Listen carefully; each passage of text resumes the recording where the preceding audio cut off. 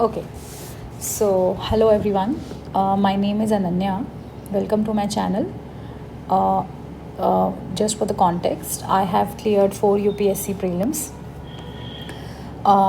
Hereby, I'm sharing my mark sheet only for transparency and credibility, so that you understand that I have had the skin in the game. And so yeah, in 2025, I scored around 107 marks in GS1 paper. In 22, I scored 103. In 2023, I scored 80.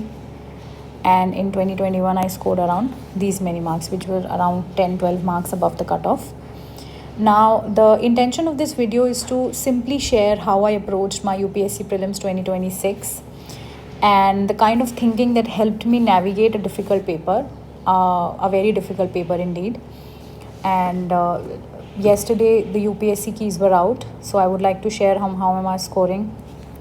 So from different coachings, this was my score, 103, 100. From UPSC official keys, I'm scoring 100.33 marks. Now, let me tell you how much I attempted this time around. So my sweet spot lies around 83 to 85 questions. Whenever I have attempted these many questions, in the range of these questions, I have comfortably cleared the cutoff. The number of questions according to UPSC that I made correct were okay. So total questions, let me tell you first the total questions. So total questions that I attempted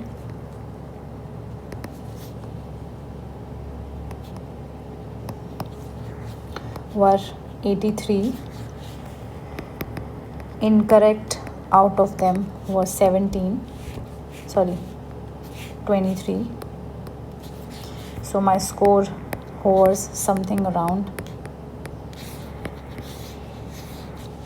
this. Okay, now let us here I am sharing my strategy, not strategy, as to how I attempted the paper in those tough situations. My set was B. I was literally baffled by the pattern. The questions were very lengthy, and I understood at the first glance itself that this is not going to be an easy paper. And so here I will show कि कई बार paper में it is not just your knowledge, sometimes it's your तुक्का, it's your hunch to solve a question paper. कई बार आपको लगेगा कि ये question बहुत सही करा मैंने, but वो गलत हो जाता है. So I'll very honestly I will share everything with you. Come on. So yeah, so the first question मेरा, जैसे कि मैंने आपको बताया कि मेरा set B था, तो फर्स्ट क्वेश्चन जो मेरा था वो ये था कि consider the following statements with reference to India's response to climate change. First, India's long-term emission development strategy is a crucial tool for achieving net zero emissions by 2070. Now, this statement I knew. Please, मुझे पता था कि net zero emission target हमारा 2070 है, जो कि पंचमित्र principles में भी mentioned है. और ये समझ में आ गया कि ये statement कुछ long-term strategy की बात कर रहा है. Now, if you read the third statement, climate resilient development necessarily, first of all, necessarily word, it's a word जो कि थोड़ा caution से पढ़ना है. It depends on quick and short term achievement. Quick and short term. Climate resilient development short term और quick नहीं हो सकता, because हमको पूरी literally economy का transition कराना है. तो वैसे भी पॉसिबल नहीं है. And it depends on quick and short term achievement of emission reduction target. ये स्टेटमेंट मुझे लगा कि something is fishy here. Now as soon as I read the statements, जो इसके बेसिस पे हमें पढ़ने हैं. So first is statement 3 contradicts the approach implicit in statement 1. Now I knew this statement is correct. जैसे ही आप सेकंड को करेक्ट करते हैं, you know that 1 is not the answer, this is not the answer. Answer अब आपका इस में लाई कर रहा है. तो you just only have to see कि इन 2 and 3 में से कौन सा स्टेटमेंट करेक्ट है. Now the second statement is in the fourth biennial update report submitted in December 2024 recorded around 8% increase in greenhouse gas emissions in 2020 over 2019. I had no idea about this question, no idea whatsoever. कुछ नहीं पता था मुझे पता था कि कुछ biennial report हम सबमिट करते हैं, बट कितना % डिक्रीज़ है, कितने बेस ईयर क्या है हमारा, आई हैड नो आइडिया. तो ठीक है. Then I read the third statement. The third statement we have already read. Now this third statement says Statement 1 and 3 together establish the premise of long-term sustainability. We know from third statement कि ये quick और short term period की बात कर रहा है, long term sustainability की बात नहीं कर रहा. तो this statement is definitely wrong. The moment you make this statement wrong, here is the answer. सो मुझे अगर नहीं भी पता था कि सेकेंड स्टेटमेंट में जो फैक्ट्स दिए हैं वो सही हैं या नहीं, बायनियल रिपोर्ट क्या होती है या नहीं, I was still able to solve this question. तो यही मैं आपसे कह रही थी कि पूरी नॉलेज नहीं है, बट स्टिल समहाउ आपने एलिमिनेशन ट्रिक लगाई, somehow you applied your logic. This is purely logic, this is pure logic, and you were able to solve this question. Now, coming to the next question. With respect to the western Whoolock gibbons, which of the following statements are correct? A sanctuary in northeast India is home to this ape species listed as endangered in the IUCN Red List. Now, I knew that कोई western Whoolock gibbon है, lesser ape है, northeast India में मिलता है, असम में एक Whoolock gibbon sanctuary है जहाँ पर ये मिलता है. This much I knew, but I was not sure about the status. It could be vulnerable, it could be. I knew that it is not critically endangered, but vulnerable I was confused about. Now, they have specialized brachiation and easily swing between trees. This also I knew कि ये पेड़ because there was this recent news that said कि शायद Assam government ने कोई तो bridge बनाया है. I don't know, some sort of news was there. So I was partially sure about this statement. So I considered it as a correct statement. So the moment I make this statement correct, these two get eliminated. अब again B और C में हमारे पास choice है. Now the third statement is they possess a strong and heavy build like gorillas, yet are remarkably agile tree climbers. Now I knew that, as I told you, कि मुझे पता था कि जो Whoolock gibbons हैं वो lesser apes हैं. तो उनका जो बिल्ड है, लेसर और ग्रेटर हम शायद साइज़ के नाम पे ही रखते हैं, तो उनका जो build has to be it has to be smaller than gorillas. तो this statement can not be right. So the moment I make this statement, this is my answer and it is indeed the answer. So I am telling you, मुझे नहीं पता था कि first statement सही है नहीं. I use some of my knowledge, some of the elimination, and I was able to come up to the answer.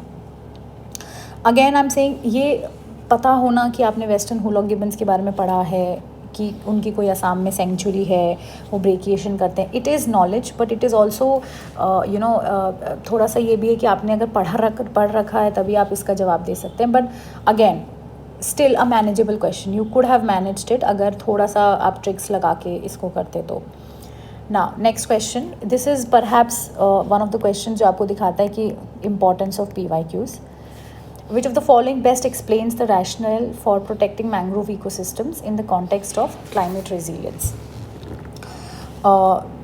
पहला statement, mangroves in reduce tidal energy and store fresh water, making them ideal sites for paddy cultivation in saline estuarine belts. थोड़ा मुझे fishy लगा, मतलब I have not seen कि मतलब reduce tidal energy, why would they reduce tidal, मतलब I was not sure about that statement honestly, मुझे नहीं समझ में आ रहा था ये. Second, that they're salt sensitive roots filter seawater, making mangroves key to converting coastal land into freshwater aquaculture zones. This again is a statement. यहाँ तक ये statement ठीक लग रहा है कि they are salt sensitive roots because they indeed have salt sensitive roots. लेकिन कहना ये उनका कि ये coastal land को freshwater aquaculture zone में convert कर देता है, ये मुझे सही नहीं लग रहा था. But I was still not sure, so I went to the third statement. By withstanding tidal surges and offering biomass resources, mangroves function both as natural bioshields and livelihood basis for rural communities. Now this was one statement जो कि PYQ में आ रखा है, not एकदम अगर match नहीं भी हो रहा होगा तो एसेंस यही था एक स्टेटमेंट का. I don't remember the year, but आ चुका है ये PYQ में प्रीलिम्स में ही. तो I knew this the moment I read it कि ये स्टेटमेंट तो सही है. The moment you make this statement correct, आपके A और B ऑप्शंस कट जाते हैं. अब आपको ये तो श्योर है कि फर्स्ट तो is definitely not in the answer. Second में मेरे को वही डाउट हुआ कि सॉल्ट सेंसिटिव रूट्स हैं, तो सॉल्ट सेंसिटिव रूट्स हैं तो वो उनके अपने फ़ायदे के लिए हैं, पर क्या उससे कोस्टल लैंड फ्रेश वाटर में कन्वर्ट हो जाएगा, आई वॉज नॉट श्योर. तो I mark this statement wrong and here I was with the answer. तो अब ये वाला क्वेश्चन पे अगर आपको डाउट हो रहा है और अगर आपने कॉल ली कि C can also be the answer, तो कुछ इसमें गलत नहीं है, क्योंकि मैंने इन दोनों चीज़ों में मैं कंफ्यूज थी सेकंड स्टेटमेंट में कि सही होगा या नहीं. आपने अगर ये सोचा कि सेकंड सही हो सकता है, तो इसमें कुछ गलत नहीं है, because it is a very confusing option. तो but if you are able to eliminate, पर आपको एटलीस्ट 50-50 में तो आना ही चाहिए था, because you should have known कि this statement is definitely correct, क्योंकि ये PYQ है. और तो इससे एटलीस्ट आप 50-50 पे तो आ ही जाते. उसके बाद फिर वो लक भी था कि आप which ever option you mark correct. So now moving on to the next question. In what ways does GEM International Seaport represents a structural shift in India's maritime trade and logistics policy. Now see, here are question describe कर रहा है कि वो किस बारे में पूछ रहा है, लेकिन ये आपको बहुत केयरफुली पढ़ना है, क्योंकि इससे आपके, जैसे इस क्वेश्चन में मैं आपको दिखाऊंगी कि इससे आपके दो स्टेटमेंट्स समझ में आ रहा है आपको कि वो कैसे गलत हो रहे हैं. First is this statement, this Vizhinjam international sea port. Second is India's maritime trade and logistics policy. ना ये जो फर्स्ट स्टेटमेंट है विंजिंगम इंटरनेशनल सी पोर्ट, इससे आप देखिए कि कैसे ये मैं फर्स्ट स्टेटमेंट गलत करती हूँ. By functioning exclusively as a domestic cargo hub, नाम है उसका international sea port. Why will it exclusively work as a domestic cargo hub? To reduce reliance on coastal shipping and eliminate, literally eliminate the need of foreign collaborations. Why would you eliminate the need for foreign collaborations? You would want to collaborate with the foreign players. तो this is definitely wrong. समझ में आ रहा है पढ़ के. तो ये first part से आपका ये फर्स्ट स्टेटमेंट गलत हो गया. अब सेकेंड है India's maritime trade and logistics policy, मतलब ट्रेड में कहीं तो इस इंटरनेशनल सी पोर्ट का कोई तो रोल है. इसमें ये कह रहे हैं bye focusing primarily on passenger cruise tourism and heritage shipping to increase Kerala's profile as a maritime heritage destination. अगर ये इंडिया की maritime trade and logistics policy में स्ट्रक्चरल शिफ्ट ला रहा है, तो ये सिर्फ क्रूज टूरिज़म पे या हेरिटेज शिपिंग पे कैसे रिलाई कर सकता है? मतलब हो सकता है कि ये जो सी पोर्ट है ये ट्रेड में भी कंट्रीब्यूट कर रहा हो और क्रूज़ टूरिज़म पे भी. लेकिन ये कहना कि ये वैसे तो इंडिया की maritime trade and structural policy के लिए की है, लेकिन फोकस सिर्फ इसी पे कर रहा है, तो ये मतलब ट्रेड के लिए फिर नाम इसका ट्रेड पे क्यों बेस्ड है? तो this statement is definitely wrong. आप फर्स्ट और स्टेटमेंट गलत करते हो तो आपके पास आंसर आ जाता है थर्ड. और आप अगर ऐसे आंसर नहीं भी लाना चाहते तो आप इस स्टेटमेंट को पढ़िए. By leveraging its natural deep draft and strategic location. आपको पता है this is somewhere in Kerala, I believe. नाम से मुझे समझ में आ रहा था कि शायद ये केरला में होगा. तो स्ट्रेटेजिक लोकेशन तो है ये वाली कोस्ट पे, कहीं पर भी अगर है. पुराने भी यहाँ पे पोर्ट्स रह चुके हैं, कोचिन और कैलिकट, अलग अलग पोर्ट्स रह चुके हैं. तो it is indeed a strategic location. तो to by leveraging its natural deep draft and strategic location to reduce dependence on foreign transshipment ports, enhance revenue retention and reposition India in regional maritime trade. Now this is a very, it's a very general and a very subtle statement. इसको आप कैसे गलत करोगे? तो this statement has to be right. ये statement को भी अगर आप right मानते हो तो भी आप 50-50 पे तो आ ही जाते हो. Now you just have to eliminate the second option. और मैंने जो वाला लॉजिक बताया आपको ऊपर वाला, इससे आपका सेकेंड स्टेटमेंट भी गलत हो रहा है. तो you are definitely coming with the answer. This is the answer. Now, moving on to the next question. Identify the river of the Indian subcontinent on the basis of the following information. It has an antecedent drainage system. Now, the moment I read this, मुझे ध्यान आया कि मैंने NCERT की जो geography की जो NCERT है उसमें I had read कि 3 rivers I had read about कि जो antecedent drainage system जिसका है, जिसमें कि first of them being Sutlej, another one being Kosi, third मुझे नहीं याद आ रहा था उस वक्त, पर ठीक है, मतलब हो सकता है ब्रह्मपुत्र हो, इंडस हो, नहीं याद आ रहा था. तो मुझे लगा कि शायद Sutlej could be the answer. Now it flows through 3 countries. This statement doesn't help much, क्योंकि ब्रह्मपुत्र है, इंडस है, Teesta you can eliminate because it starts with I think it starts with something in Sikkim and Bangladesh में जाती है. तो यू नो कि 3 countries से पास नहीं हो रही है, तो this option you could have eliminated. It originates in the Tibetan plateau. Now these all of these rivers originate in the Tibetan plateau. But the next statement is important and is an important river for irrigation. Irrigation के लिए हमको पता है कि Sutlej is one river which is very important for irrigation. जैसे Bhakra, I am so sorry, Indira Gandhi canal which is a joint project between Punjab, Haryana and Rajasthan. तो Indira Gandhi canal, so Sutlej becomes a important river here, but still I can not still say कि Sutlej is the answer. It does not form tributaries. हाँ, it does not form. तो distributaries we know Brahmaputra form करता है as soon as it enters Bengal, and Padma से ये मिलके फिर मेघना रिवर में डिस्ट्रीब्यूट हो जाता है. तो I know that Brahmaputra is definitely not the answer. Teesta is not the answer. तो my guess work and my understanding set that Sutlej is the answer. यहाँ पर भी मैं कह सकती हूँ कि आप हो सकता है सतलज और इंडस में कंफ्यूज हो, बट कहीं ना कहीं मुझे लग रहा था कि 80% चांसेस आर देयर कि सतलज है, क्योंकि इंडस का I have not heard that it is an important river for irrigation. मतलब of course waters from any river can be use for irrigation, but here it is specifically mention, plus हमने इस canal के बारे में पढ़ा ही हुआ है, तो I felt Sutlej is the answer. This is how I went about with this, and this is the answer, this is the correct answer. So yeah, now next question, which of the following with reference to Indian states are not correct? Now this is one question जो वो it's a classic example of questions जो आपको लगता है कि you're definitely sure that आपको इसका answer पता है, बट आप गलत मारते हो. जैसे कि इसमें मुझे लगा था the moment I read third statement, Sikkim is the only state that shares its boundary with just one other Indian state. तो मुझे लगा कि Sikkim shares its border with West Bengal. तो हाँ, तो it shares its border with West Bengal. तो this statement is right because I tried remembering other states. तो मुझे लगा ऐसा और कोई स्टेट नहीं होगा, तो I mark this statement correct. मुझे ऐसा भी लगा कि Rajasthan shares the longest international border among all Indian states की डेजर्ट एरिया है, थार डेजर्ट, तो हो सकता है लॉन्गेस्ट इंटरनेशनल बॉर्डर हो. तो I mark this statement also correct. And the moment I did this 2 and 3 option से कट जाते हैं, and I mark this statement correct, but it is the wrong answer.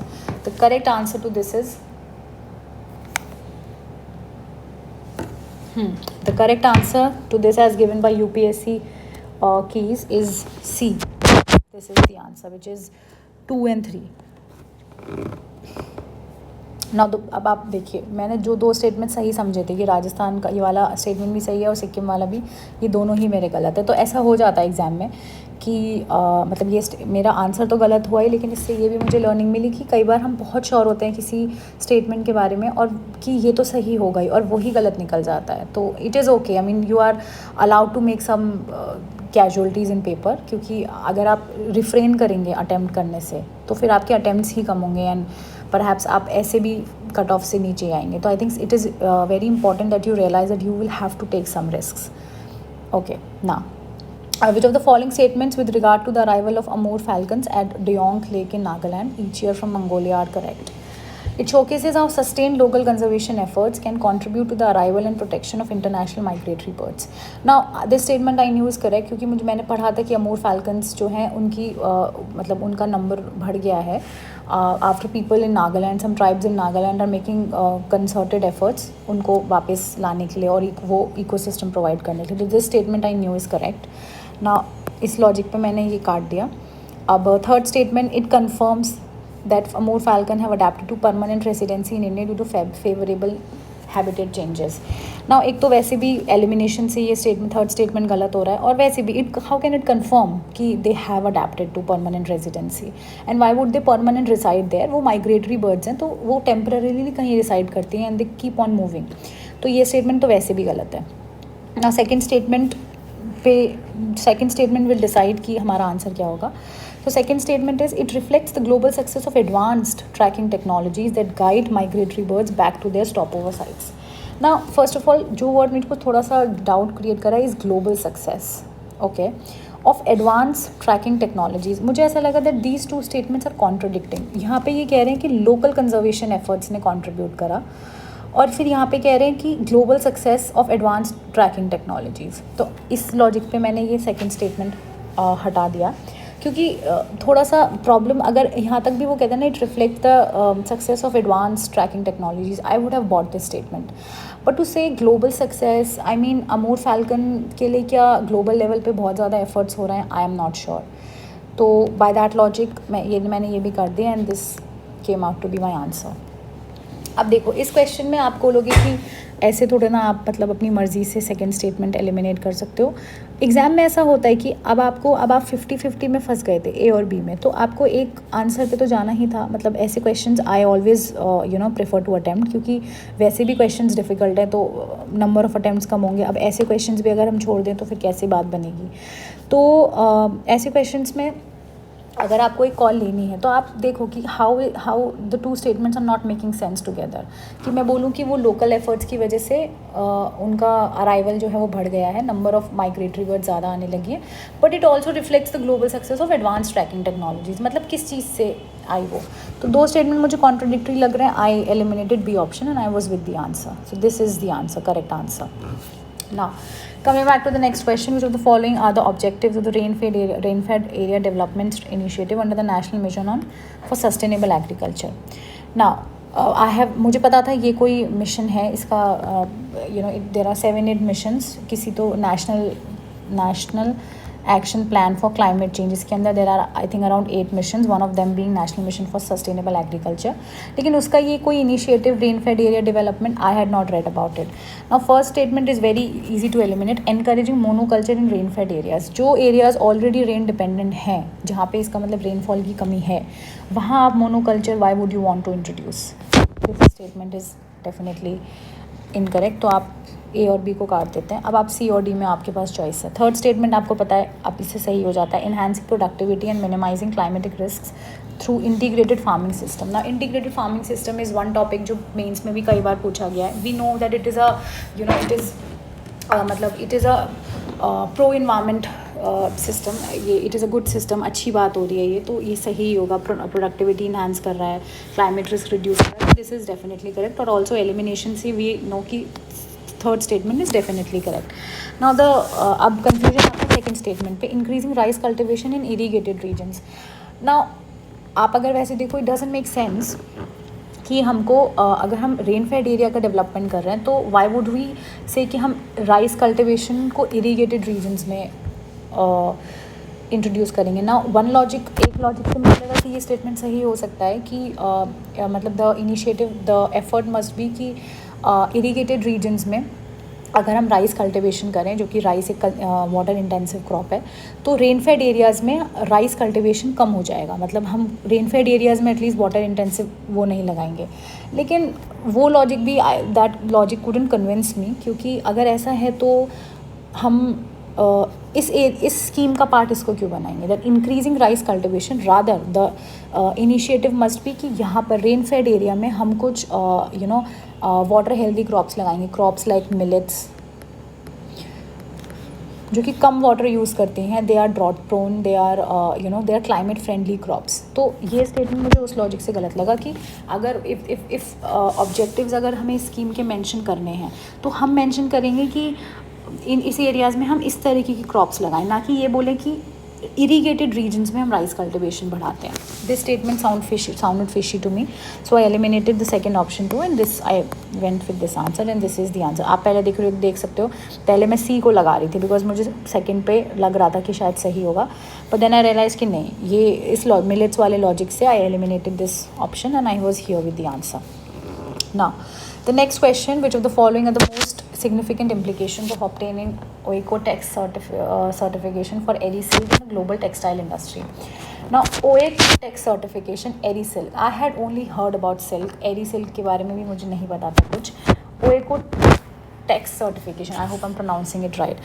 This certification समझ में आ रहा है कि ये certification अगर EriSilk के लिए मिल रहा है, इसका मतलब ये कुछ स्पेशल टाइप की सिल्क होगी जिसको सर्टिफाई करने के लिए सर्टिफिकेशन हम देते हैं. स्टेटमेंट्स देखिए, it allows Indian exporters to compete in high end markets that prioritize chemical free products. This statement seems right कि इंडियन एक्सपोर्ट, जो बाहर हम कोई भी गुड जो है प्रोड्यूस करते हैं, स्पेशली यूरोपियन और अमेरिकन मार्केट्स में, तो वहाँ पर वहाँ पर अगर सर्टिफाइड प्रोडक्ट होता है तो उसकी ज़्यादा वैल्यू होती है. तो इसलिए इंडियन एक्सपोर्टर्स को ये सर्टिफिकेशन हेल्प करता होगा उनकी सेल्स बढ़ाने में. तो ये स्टेटमेंट बहुत माइल्ड, और मतलब मुझे ऐसा नहीं लगा कि इस स्टेटमेंट में ऐसा कुछ गलत है जिसे मैं एलिमिनेट कर सकूं. Second is, it confirms that EriSilk meets international safety, environmental and quality standards, enabling its entry into premium eco conscious market. ना जो मार्केट प्रीमियम और इको कॉन्शियस, जो प्रीमियम होगा मतलब ज़्यादा पैसे दे सकता होगा, और इको कॉन्शियस होगा, क्योंकि जो इको कॉन्शियस है और जो प्रीमियम है, मतलब आप समझ रहे हो जिस सेकेंड, मतलब कि eco conscious products these days they are expensive, तो वो प्रीमियम मार्केट्स में ही उतना उसका सेल होगा. और जब हम कहते हैं कि OECO-Tex सर्टिफिकेशन मिला है, तो उसको कुछ पैरामीटर्स, दोस्त पैरामीटर्स कि इंटरनेशनल सेफ्टी को मीट करता है, इन्वायरमेंटली फ्रेंडली है, क्वालिटी स्टैंडर्ड्स इसके अच्छे हैं, तो वो बेसिकली इस सर्टिफिकेशन के पैरामीटर्स को ही डिफाइन कर रहा है. तो अगर EriSilk को ये सर्टिफिकेशन मिला है, तो ये कंफर्म करता है, it confirms that EriSilk must have adhere to the standards. तो this statement is also right. तो ये आपका आंसर हो जाता है. Okay, now Coming to the next question, ships from which of the following countries have to cross the Strait of Hormuz to reach out to the Indian Ocean? Now, this is a very easy question, basic mapping का question है, given कि Iran and the Middle East was in news this time around. तो हमें पता था कि Bahrain is definitely the answer, Qatar is definitely the answer, because this opens to Mediterranean Sea and this also opens to Mediterranean Sea and अगर Red Sea, but not the Strait of Hormuz. तो 1 of 3 is definitely answer. This answer, ये answer ऐसा है कि इसमें कोई trick नहीं, मतलब ये तो आपको बाय नॉलेज ही आना चाहिए था. तो this was an easy question. Now next question, Tungurahua volcano which was declared a global geopark by UNESCO in 2025 is situated in which of the following countries? Now I had no idea कि इसमें से क्या answer होगा. I tried eliminating it through the odd one out rule, but इसमें मुझे कुछ odd one out मिला नहीं क्योंकि these are all South American countries. तो I did not take the risk here, although the answer is Ecuador, but I left this question. Now next, with reference to the Madhav National Park, which of the following statements are correct? It was declared a tiger reserve in 2025. I knew that this is correct. Sakhya Sagar, which is designated as a Ramsar site, is situated within this national park. Now, I knew that Sakhya Sagar is a Ramsar site, but is it situated within this national park? No, I was not sure. Now, its area is shared between Madhya Pradesh and Rajasthan. हो सकता है, पता नहीं, I was not sure, but I was sure about this statement. एक statement तो आपको किसी भी क्वेश्चन में ऐसा पकड़ना पड़ेगा कि जो आपके जिसके बारे में आप 100% श्योर हो, बिकॉज वो statement will help you eliminating other options. So first statement अगर आपका वो है तो you eliminate these options. Now these are the 2 options you are left with. अब ये तो ऑप्शन कटेगा, तो you don't have to think about it. Sakhya Sagar, ये मुझे पता था कि कई बार यूपीएससी ऐसे भी कर सकता है, अगर साख्या सागर रामसर साइट नहीं होती और उसको लिख देता that Sakhya Sagar which is designated as a Ramsar site, तो इसी वजह से ये स्टेटमेंट गलत हो जाता. बट आई न्यू कि it is a Ramsar site situated in Madhya Pradesh. So is situated within this national park. Now this is one statement जहाँ पे मैंने एक लीप ऑफ फेथ लिया दैट होगा ही ये, मतलब थोड़ा आप कह सकते हैं कि तुक्का था कि होगा ही Sakhya Sagar Madhya Pradesh sorry Madhav national park में. This much part I knew through knowledge, this much part I took leap of faith और मैंने लगा दिया and answer, and this is the right answer. तो मैं आपको बता रही हूँ कि कई बार ऐसा होगा कि आपको लग रहा होगा कि ये क्वेश्चन सही कर लिया, मेरा तो हुआ नहीं. ये इसलिए क्योंकि थोड़ा नॉलेज थी और थोड़ा मैंने जैसे तुक्का मारा और मेरे तुक्का सही चला गया. तो it is an element of luck here also. Element of luck matters a lot in prelims I feel. तो this is how I went about with the question. Now the next question, with reference to the climate of Andaman and Nicobar Islands, which of the following are correct? The climate can be defined as humid tropical coastal climate. This is the correct statement. हमें पता है कि tropical coastal climate है since it is near to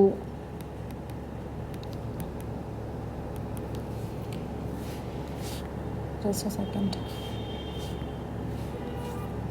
near to the equator. Okay, it receives rainfall from both southwest and northeast monsoon. Now this statement I had read somewhere. No, I don't remember if I had read it in NCERT or somewhere else in some test series. This statement I was sure कि ये दोनों से ही rainfall receive करता है. Maximum precipitation is between December. हाँ, ये पता नहीं था, but हमें पता है कि जो इंडिया में मानसून है वो जून से सितंबर में आता है. तो अगर साउथ वेस्ट मानसून जो है वो अगर इस पीरियड में आता है तो दिसंबर टू मई में वो मैक्सिमम रेनफॉल. और अगर आप ये भी कहते हो कि नॉर्थ ईस्ट मानसून से भी तो ले सकता है, तो नॉर्थ ईस्ट मानसून भी दिसंबर टू मई में नहीं आता, वो भी आपका नवंबर दिसंबर वाले मंथ में आता है. तो दिस स्टेटमेंट मतलब नॉर्थ ईस्ट मानसून से भी और साउथ वेस्ट मानसून से भी अगर दोनों से भी बराबर रिसीव करता है तो भी इन पीरियड में आना चाहिए, लेकिन ये पीरियड में मैक्सिमम प्रेसिपिटेशन का. This statement is definitely wrong. The moment you make this statement wrong, COD cut जाते हैं.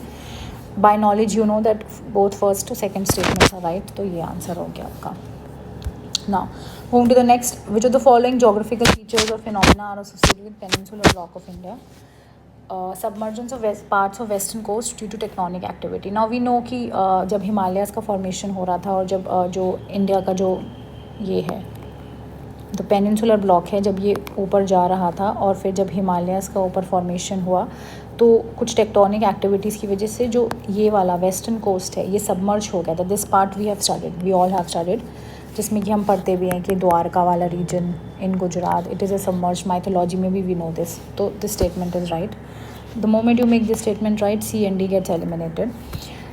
Deep V-shaped river valleys formed by fast-flowing rivers. ये statement elimination से नहीं हो रहा. और आप वैसे भी सोचो कि जो peninsular rivers हैं, they are they are shallow, they are U-shaped and they are formed by slow-moving rivers relatively. मतलब वो rivers they move slowly as compared to the rivers as compared to the Himalayan perennial rivers. तो ये statement ऐसे भी wrong है.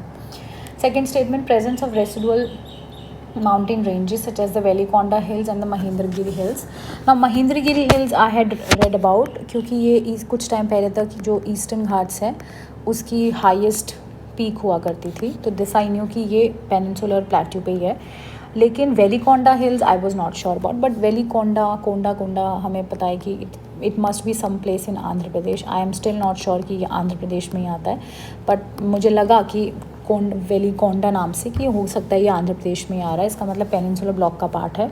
और residual mountains ये इसलिए हैं क्योंकि ये हिमालय से भी पहले बने हुए हैं. तो ये डिलैपिडेटेड और वेदरिंग की वजह से they are now called residual mountain range. तो दिस स्टेटमेंट इज़ करेक्ट. तो I went with this answer and it is indeed the answer. Let me check if this is the answer by the UPSC की. Yes, 14th का भी. Yes, this is the answer. Now moving on to the next question. Consider the following statement with reference to Sagarmala program of the government of India. ये question मैं आपको बता सकती हूँ कि कैसे करना है, पर ये मैंने खुद अपने पेपर में अटैम्प्ट नहीं करा था because I found the paper very this question to be very lengthy और I was not very comfortable with this scheme. तो आई लेफ्ट द क्वेश्चन. और अभी मैं अगर आपको कोई भी ट्रिक बताऊंगी तो it will not be justified because अभी तो I can think of 100 tricks here. But endeavour is to solve questions telling you the tricks which I had thought about in the exam itself. यहाँ पे मैं आपको वो tricks बताना चाहती हूँ जो मैंने एग्ज़ाम में सोचा. यहाँ पे ये वाली यहाँ पर मैं कुछ सोचती हूँ तो वो मैं आपको नहीं बता सकती.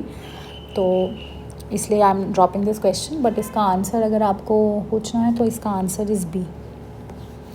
Answer is B. 15th का B is the answer. Now, moving on to the next question. Consider the following statements about Rhinocostalis retusa, which is foxtail orchid. I have never heard about this plant, whatever it is. It is an epiphytic orchid, पता नहीं. The species is endemic to northeast India. It is a state flower और Arunachal Pradesh and Assam. Now, मुझे कुछ भी किसी के बारे में नहीं पता था. एक पैटर्न जो मैंने ऑब्जर्व करा था फ्रॉम प्रीवियस ईयर कि जहाँ पर भी अरुणाचल प्रदेश का कुछ भी अगर वो मेंशन करते हैं तो that statement is always correct. जैसे कि लास्ट ईयर भी अरुणाचल प्रदेश GS के पेपर में आया था. अरुणाचल प्रदेश का आया था कि अरुणाचल प्रदेश की जो कैपिटल है it is the name of that capital is based on some fort. Itanagar capital है ना, तो उस पर है. तो दैट स्टेटमेंट वाज राइट. उससे पहले भी अरुणाचल प्रदेश का कोई भी एक पखुई टाइगर रिजर्व आया था, वो भी अरुणाचल प्रदेश में है. तो मुझे लगा कि ये एक ट्रिक थी जो मुझे लगा कि अरुणाचल प्रदेश कहीं पे भी आता है तो वो सही ही होता है. तो by that logic I went with the statement. Now also endemic to north east India because it's a state flower of both Arunachal Pradesh and Assam. तो मुझे लगा कि may be it is endemic to north east India. And because there are species जो कि या तो western Ghats में के एंडेमिक होते हैं या नॉर्थ ईस्ट के एंडेमिक होते हैं या अंडमान एंड निकोबार के होते हैं. तो मुझे लगा कि 2 and 3 they are going to be correct. अब क्योंकि तीनों स्टेटमेंट्स तो करेक्ट हो नहीं सकते तो I went with this answer. But this is not the answer. The answer is B 1 and 3. The answer to 16th question is B. तो I am my endeavour is to tell you कि कई बार आप logic लगाओगे previous year से कुछ आपने कोई tricks develop करी हैं आप वो लगाओगे बट वो भी गलत हो सकती है. And it is totally fine.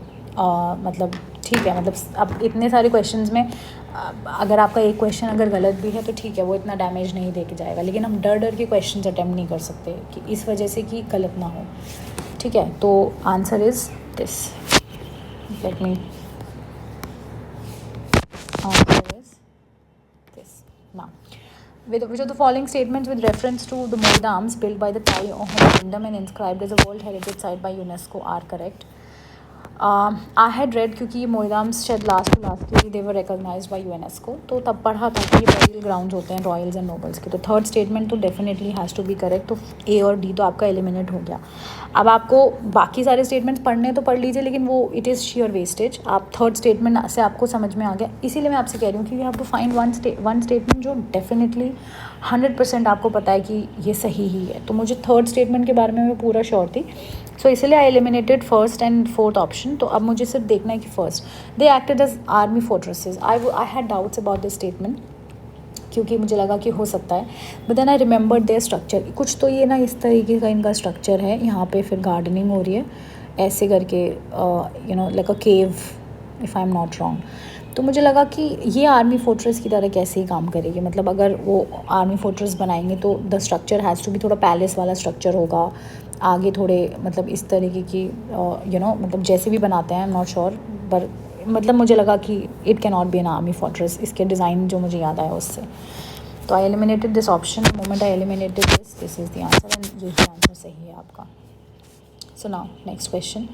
At the United Nations Ocean Conference held in June 2025 in France, the FAO of United Nations demonstrated its leading voice on marine and ocean issues, especially on sustainable fisheries and aquaculture for resilient livelihood and blue transformation.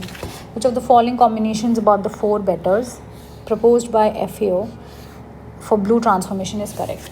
Now, I had not read about it. मैं आपको honestly बता रही हूँ, मैंने इस logic से किया। Better production common आ रहा है, तो could be one of the answers. मैंने प्रीवियस ईयर के क्वेश्चंस जब सॉल्व करें, जैसे एक काफ़ी सारे क्वेश्चंस में इस तरीके की ट्रिक लगती है, तो I use that trick and उससे मैंने सॉल्व किया, and I have no shame in admitting it, because given the nature of the paper may be one will have to apply these tricks, so that मतलब कभी कभार तो आपको लगानी पड़ेंगी ताकि आप कुछ क्वेश्चन से अटेम्प्ट कर पाओ। Then better nutrition and better nutrition, मतलब ये तो सब में ही कॉमन है, तो इससे कोई फ़र्क नहीं पड़ रहा ना। बेटर इन्वायरमेंट भी सब में है, बेटर इन्वायरमेंट, ठीक है ना। बेटर ओशन, बेटर लाइफ ना। ये वाला जो स्टेटमेंट सेकंड स्टेटमेंट है, इसमें बेटर न्यूट्रिशन भी है जो सब में है, बेटर इन्वायरमेंट भी है जो अगेन सब में है, और बेटर लाइफ भी है जो इन दोनों में है। तो I went with this answer and this is the answer. इसमें मैंने यही लगाया, कुछ नहीं आता था मुझे इसमें, तो मैं आपको ऑनेस्टली बता रही हूँ कि यही लॉजिक से मैंने ये सॉल्व किया। Now, which of the following lake Turkana are correct? I knew that lake Turkana is in Kenya. It is the largest desert lake in the world, नहीं पता था, मुझे नहीं पता।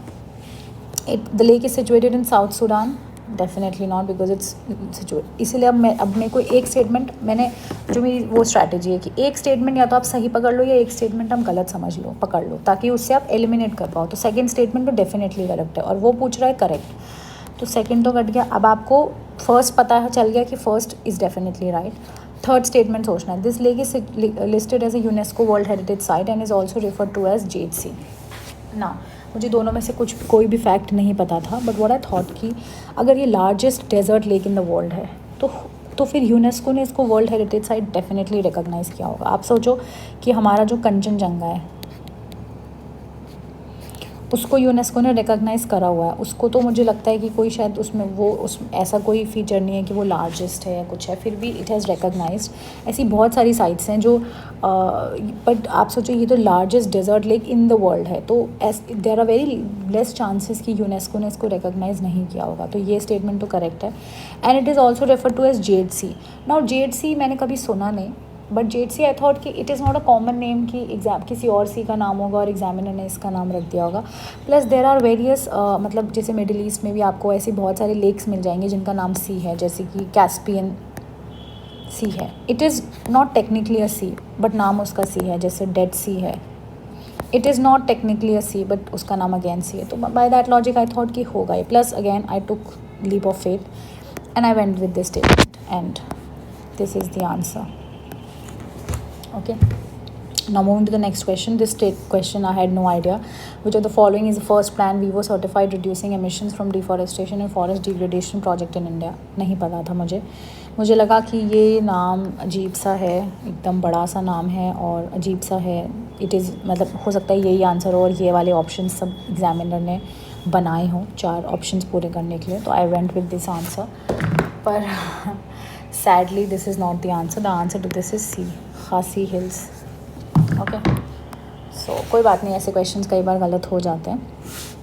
बट जैसे कि मैंने बोला कि आपको ऐसे क्वेश्चन से डरना नहीं है ट्रिक लगाते टाइम.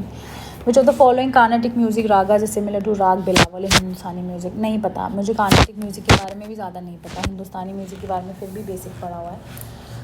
मुझे लगा कि नाम ये मैंने सुने हुए हैं, नट भारवी, कमरावादिनी, ये नाम मुझे लगा it is such a big name. Dheera Shankarabharanam, sorry if I am pronouncing it wrong.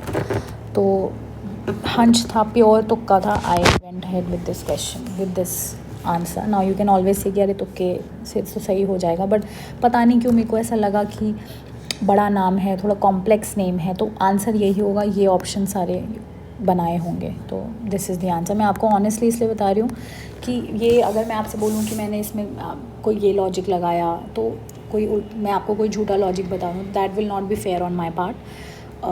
Here I am telling you honestly कि जो क्वेश्चंस मैंने प्योरली लक से या तुक्के से मारे, तो वो मैं आपको बता रही हूँ कि हाँ, this 21 question I did purely by luck. And anyways I had no choice, because अगर इतने कम क्वेश्चंस अटैम्प्ट हो रहे हैं तो आपको और क्वेश्चंस ढूंढने ही पड़ेंगे. अब वो आप किसी भी लॉजिक से सॉल्व करो. तो this is how I solve it. Now the artificially fixed rupee sterling exchange rate prescribed by the Hilton Young commission was adopted by the British government for which one of the following reasons. First is aiding the flow of remittances from India and maintaining India's creditworthiness. Sounds good. Providing support to Indian importers. Matlab, why would Britishers, I mean, you would know, I don't need to explain it even. Third, encouraging export of cotton produced from India. Encouraging cotton produced from India. Cotton तो हम raw cotton export करते थे, not cotton produce. So I am not sure. I eliminated this option. Preventing depreciation of the rupee in terms of gold. Now this could be one of the options, but this sounded more academic and it seemed to me कि ये literally किसी book से लिया गया है, directly उठा के डाला है question answer. Aiding the flow of remittances from India and maintaining India's credit worthiness. मतलब ये रुपी और स्टर्लिंग का एक्सचेंज रेट हमको इसलिए मेंटेन करना था ताकि इंडिया से जो ब्रिटिशर्स और जो यूरोपियंस पैसे वापस भेज रहे हैं उनको एक अच्छा एक्सचेंज रेट मिल पाए. तो it will aid the flow of remittances so that they can build their wealth back in Europe. And also maintaining India's creditworthiness. Also maintaining that India is a colony where you can invest and you can remit your money back.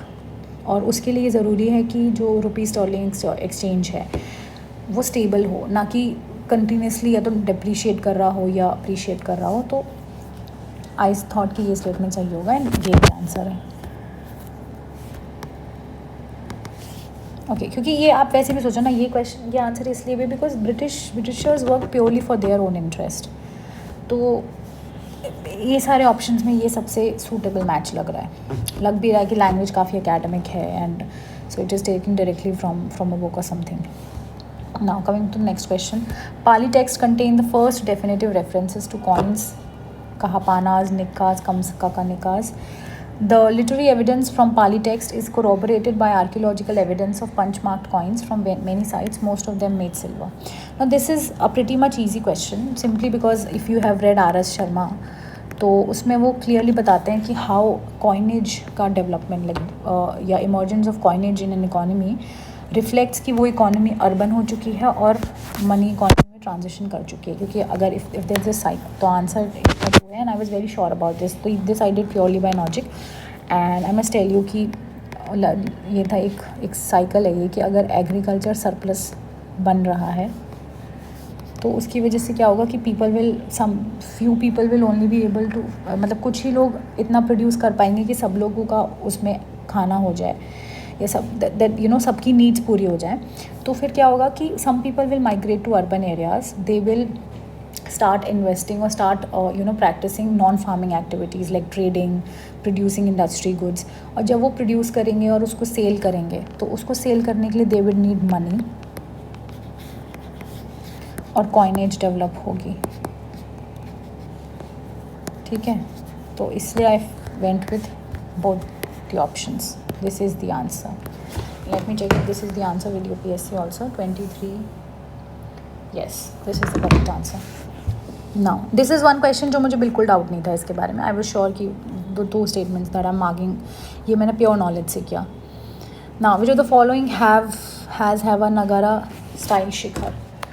Now इसमें कोई भी ये सब नाम नहीं सुने हुए थे मैंने. Magati Shivalaya, Huchimalligudi, Virupaksha temple. I heard this temple. I was sure कि ये टेम्पल तो डेफिनेटली नागा, क्योंकि ये पूरा टेम्पल ही नागार स्टाइल का है. This is definitely correct. ये करेक्ट होता है तो फर्स्ट और ये स्टेटमेंट आपका कट जाता है ना. This statement I knew that Virupaksha temple it is a Dravidian temple.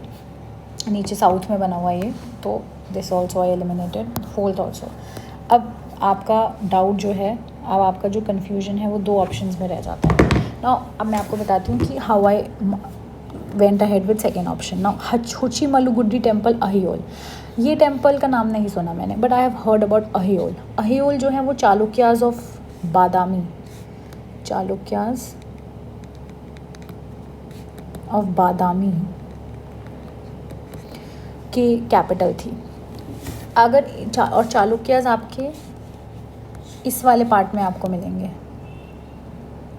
यह आपका महाराष्ट्र कर्नाटका वाला रीजन है. इस वाले रीजन में चालुक्याज ने ही प्रैक्टिस करते थे वेसारा स्टाइल ऑफ आर्किटेक्चर. हमने पढ़ा भी हुआ है इसका. और वेसारा क्या है? It is a blend of Dravida and Nagara. Okay, now read the question carefully. The question says which of the following statements has have Nagara style शिखर. मतलब वो नागारा स्टाइल टेम्पल की नहीं बात कर रहे हैं आपसे, वो कह रहे हैं कि शिखर जो ऊपर वाली चोटी होती है वो किसकी नागारा स्टाइल से बनी. तो मैंने सोचा कि यार चालुक्याज ने बनाया है, वैसारा स्टाइल वो प्रैक्टिस करते थे जो कि ब्लेंड है द्रविड़ नगर का. तो इट इज़ वेरी पॉसिबल कि हो सकता है कि नागार स्टाइल का शिखर हो. ये लॉजिक लगाया, थोड़ा लीप ऑफ फेथ लिया, and I went with this statement and it is right. This is the answer. तो मैं ये नहीं कहूँगी कि पूरा नॉलेज से हुआ, बट थोड़ा ये सब पता होना कि अहियोल बादामीज़ की कैपिटल है, चालुक्याज की कैपिटल है. चालुक्याज वैसारा स्टाइल प्रैक्टिस करते थे. वैसारा स्टाइल क्या होता है, आप तब ये इन्फॉर्म्ड गेस ले सकते थे. अभी भी ये गेस ही है, लेकिन इन्फॉर्म्ड गेस है क्योंकि थोड़ा इन्फॉर्मेशन है मुझे उसके बारे में. This is I solve this question. Now the next, among the four main forms of existence of life recognized in Jainism, which of the following is not included.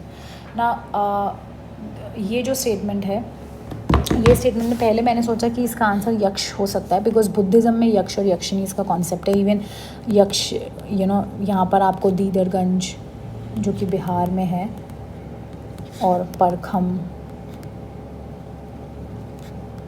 जो कि मथुरा में है. तो ये जगहों पर आपको यक्ष और यक्षिणी के बुद्धिस्ट वो मिल जाएंगे. तो मुझे पहले तो लगा कि ये बुद्धिज़्म से रिलेटेड है, तो ये नहीं होगा आंसर. बट फिर I stumbled upon this option देव gods. Now I had read कि जैनिज्म जो है it does not recognize the existence of God, and if it all God exist according to them the God is inferior to Tirthankars. तो मुझे लगा कि शायद इनके फोर फॉर्म्स में देव गॉड नहीं आते होंगे. This statement the answer is Indeed. तो जो मैंने पहले सोचा था वही आंसर है. बुद्धिज़्म से रिलेटेड है क्योंकि ये डेमी गॉड्स यक्ष. तो but this is how I applied the logic and but still made it wrong. So yeah now next question. This question I am very proud about. मुझे लगता है कि मैंने literally I am very proud कि मैंने ये question ऐसे solve किया. The Halilasya painting in the Bagh caves represent. Now I knew that Bagh caves they are in MP and they are made during Gupta period. अब गुप्ता पीरियड है तो Guptas were propagators of Hinduism and both Vaishnavism and Shaivism. तो मुझे लगा कि Buddhism से related तो नहीं होनी चाहिए ये, तो मेडिटेटिव पोज वाला आई एलिमिनेटेड. पर ये दो ऑप्शंस इक्वली पॉसिबल थे. पहले तो मुझे लगा ही नहीं कि ये आंसर है, तो I eliminated this option also. तो मैं इसी में ही दोनों में सोच रही थी कि मैं क्या लगाऊँ, but I could not eliminate क्योंकि दोनों ही इक्वली पॉसिबल लग रहे थे. But then I stumbled upon this word Halilasya. मैंने इसका डाइसेक्शन किया. हिंदी में उसे संधि विच्छेद कहते हैं. It is Halis and then I wrote it like this lasya. अगर आप इसे ऐसे लिखते हो ना, सी लस्य जो हमने पढ़ा है, अगर आपने आर्ट एंड कल्चर में डांस ज़रा भी पढ़ा है तो हमने पता है कि शिव जी जो मैस्कुलिन डांस करते हैं वो तांडव करते हैं, जो female dance, female feminine feature वाला है, फेमिनिन वाला है, उसे हम लस्से कहते हैं।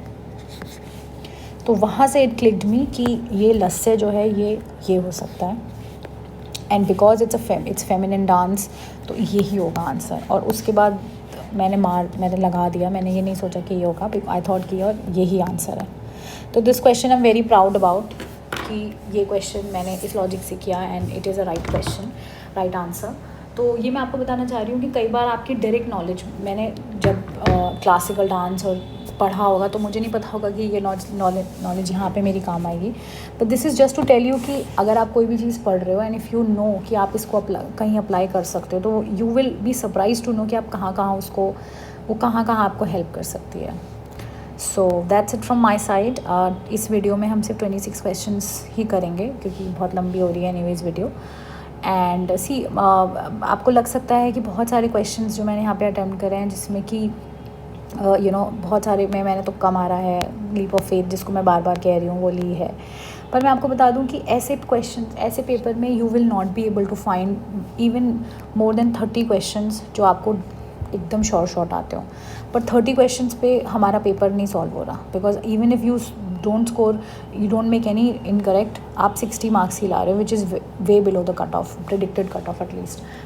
तो ऐसे क्वेश्चंस में आपको अटेम्प्ट करना पड़ेगा और थोड़ा लॉजिक, थोड़ा ट्रिक, जो भी है, whatever it is. If UPSC is making these मतलब this much of tough papers, हमको भी ट्रिक्स पे रिलाई करना पड़ेगा, हमको भी। और these tricks are not blind tricks. अब जैसे कि ये वाला जो क्वेश्चन था, this is not a blind trick that I applied.